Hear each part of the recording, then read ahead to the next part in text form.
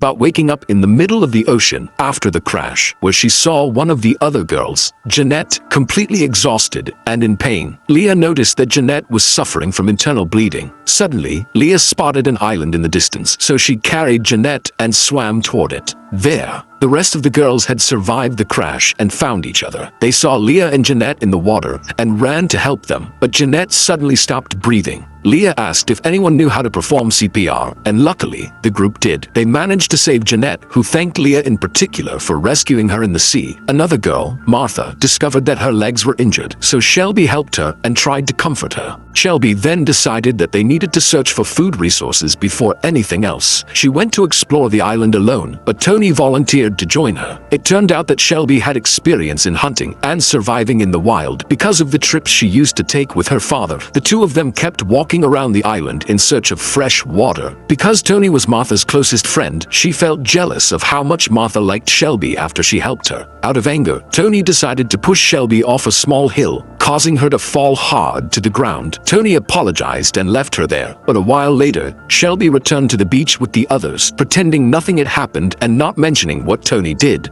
The girls then decided to look for any food or water supplies that might have fallen from the plane. They found a large stash of Pepsi cans and fought and discovered her waterproof bag. Luckily, her clothes were still dry. Suddenly, one of their phones caught a signal, so they decided they had to make one call, just one, to someone who could actually save them.